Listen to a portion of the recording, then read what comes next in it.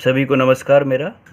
आज हम कार्य और ऊर्जा इस चैप्टर के जो सवाल हैं उस पर ज़रा ध्यान देंगे। प्रश्न 5वां है, पेज नंबर 29।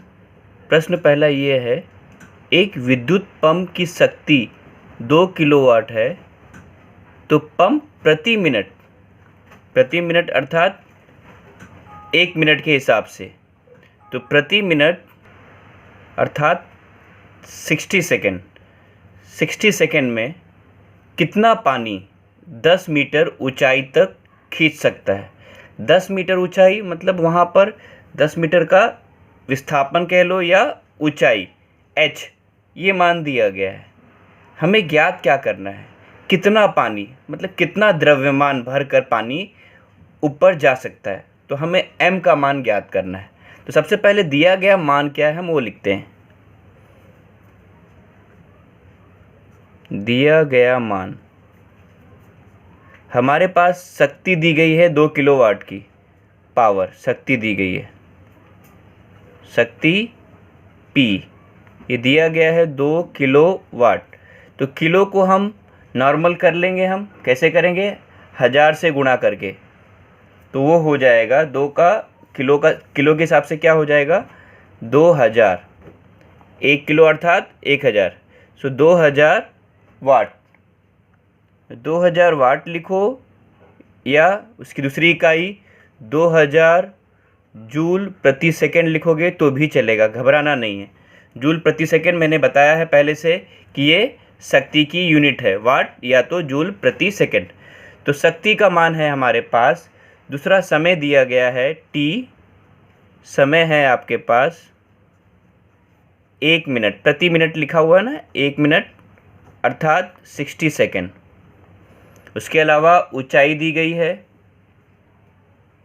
ऊंचाई h 10 मीटर, ठीक है। इसके अलावा आप एक मान जानते हो g का मान, वो लिख देंगे हम 9.8 मीटर पर सेकेंड स्क्वायर। तो ये 4 इन्फॉर्मेशन मैंने लिख दी। हमें ज्ञात क्या करना है, हमें m का मान ज्ञात करना है, क्योंकि वहाँ पर लिखा गया है ना कितना पानी ज्ञात करना है, का मान ज्ञात करना है, ठीक है। तो शक्ति का सूत्र क्या होता है उसके बेसिस पे हम काम करेंगे। P बरोबर क्या होता है सूत्र, W/T। W का सूत्र क्या है, अगर हम स्थितिज ऊर्जा की बात करें तो mgh, सो mgh/T। तो ये मेन फॉर्मूला है, उस फॉर्मूले पर काम करेंगे। अर्थात ये फॉर्मूला हो गया P = mgh/T। तो जो इन्फॉर्मेशन है हमारे पास उसकी जगह पे उसका मान रखेंगे।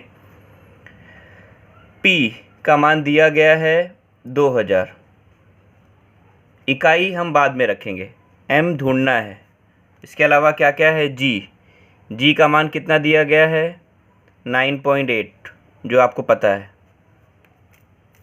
h 10। अब देखते हैं आगे क्या क्या है।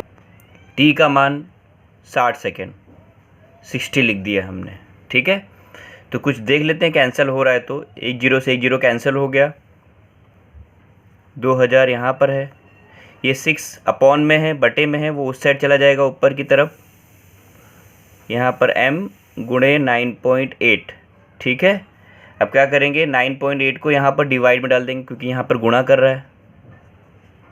2000 गुणे 6/9.8 = m। तो यही m का मान हमें ज्ञात करना है। तो चाहो तो आप यहीं पे कैंसिल कर सकते हो या तो कुछ मल्टीप्लाई कर लो। 6 का गुणा 2 से करके देख लेते हैं, 12 और ये 3 0, 12,000/9.8, ठीक है इतना। अब हमें 9.8 के टेबल से कैसे भी करके कैंसिल करना है, तो थोड़ा दिक्कत हो रही है 9.8 के हिसाब से, तो हम क्या करेंगे 10 से गुणा कर लेंगे ऊपर नीचे, तो ये 98 हो जाएगा और ऊपर 1 0 1 0 बढ़ जाएगा, 1 0 बढ़ गया और नीचे क्या हो गया 98, क्योंकि आपने दशमलव हटा दिया। अब कोई ऑप्शन नहीं है आपके पास, आपको 98 का टेबल पढ़ना है या तो 2 के टेबल से करना है टाइम पास, उस तरीके से करेंगे। अब हम 98 का ही टेबल पढ़ लेते हैं। मैं आपको यहाँ पे रफ वर्क बता दे रहा हूँ, समझ लो। मैंने यहाँ पे लिखा है 98 का टेबल, डरना नहीं है, ठीक है। 98 समझ लो 100 के नज़दीक है, 100 का तो पढ़ा आता ही है ना। तो 98 का एक बार पढ़ते हम तो 120 के आसपास ही रहेगा, क्योंकि नज़दीक ही रहेगा, क्योंकि डबल तो है नहीं कि 200 तक पहुंच जाओगे आप। तो एक बार गया, 98 वन जा 98 हो गया। आपने घटा लिया, 120 में से 98 घटा दिया आपने तो 22 आ गया। ये जीरो को उतारा, ठीक है ना, ये पता है ना, आप सब उतारना रहता है, ठीक है। अब 98 का टेबल कितने बार पढ़ेंगे कि 220 के आसपास आएगा? सोचिए, याद है कि नहीं याद है?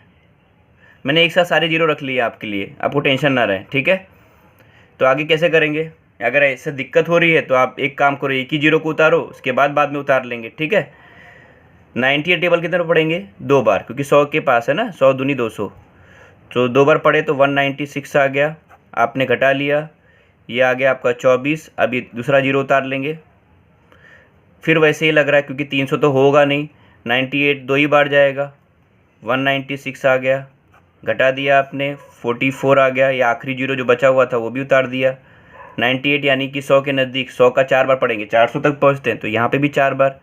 तो 98 का 4 बार करके देखते हैं कितना आता है। यहाँ पर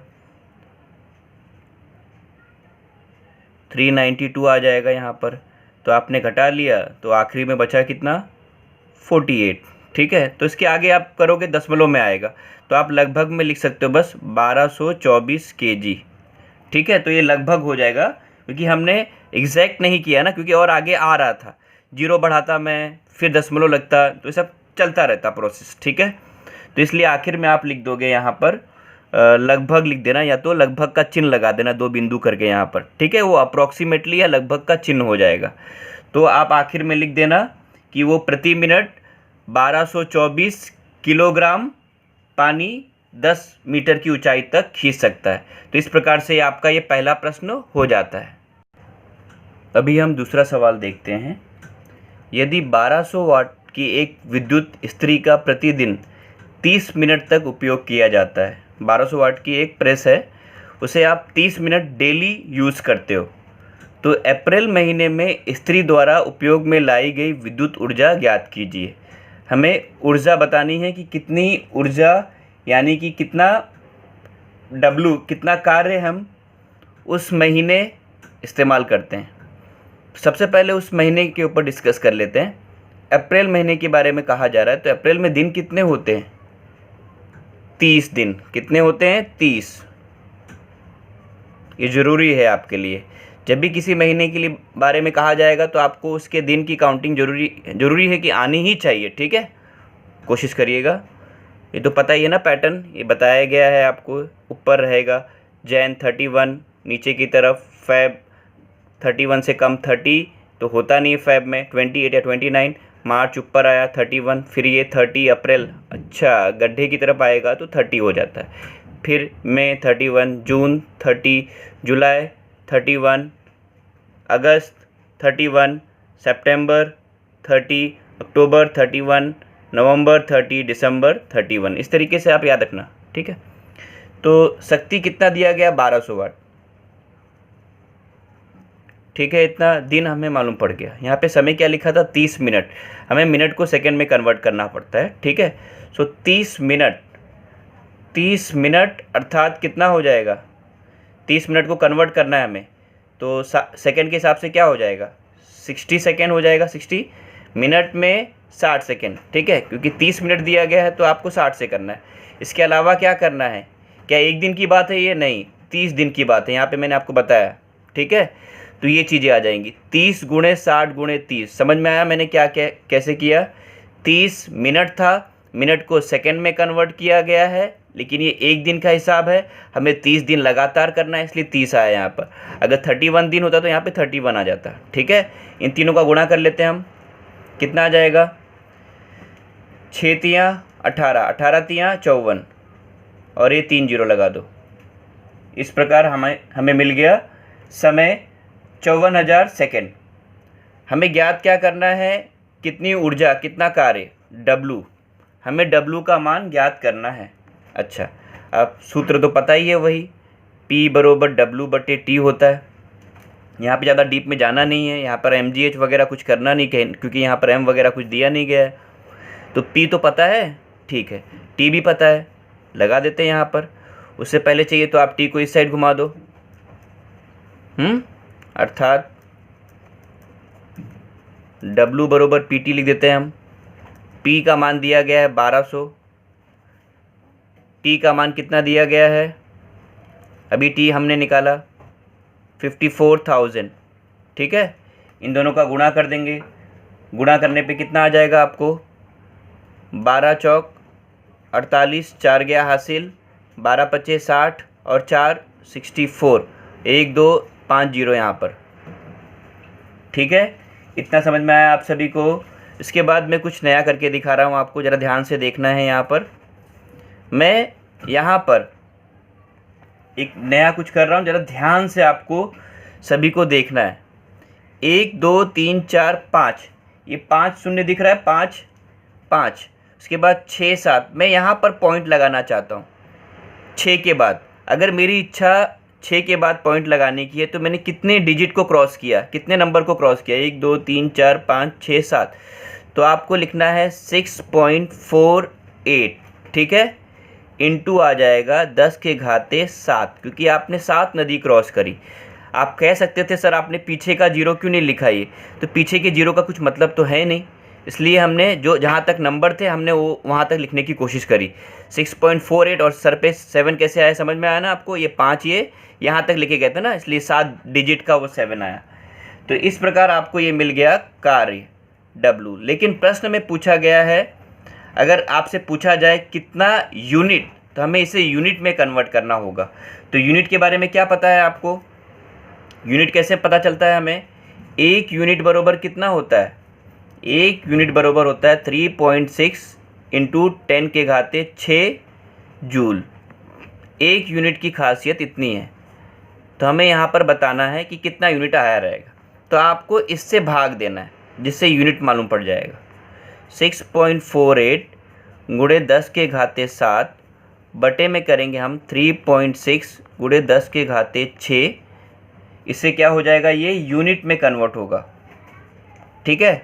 तो देखते हैं कैसे इसको हम डिवाइड करेंगे।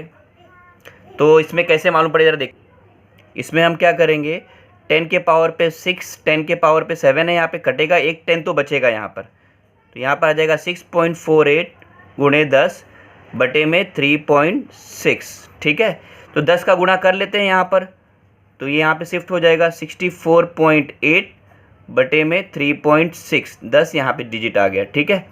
अब कैसे करेंगे इसको, दशमलव हटाना है हमें, तो एक काम करते हैं 10 से गुणा कर लेते हैं फिर से, इस दोनों का दशमलव हट जाए। 648 यहाँ पर 36 हो गया। अब तो हमें टेबल से किसी भी हालत में कैंसिल करना ही होगा, ठीक है। तो 4 का टेबल पढ़ लेते हैं, 4 9 36। यहाँ पर क्या करेंगे, 4 एकम 4, 2 4 24, तो 4 छंग 24, 4 दूनी 8, तो 162/9 यूनिट। अब तो आसान है 9 का पहाड़ा पढ़ना, तो 9 का पहाड़ा पढ़ लेते, देखते हैं कितना आएगा आंसर। 9 एकम 9, कितना बचा यहाँ पे, 7, 7 और 2 72, तो 9 8 72, तो आंसर आ जाएगा आपका 18 यूनिट। तो इस प्रकार हमारा सेकेंड क्वेश्चन का आंसर भी हो गया।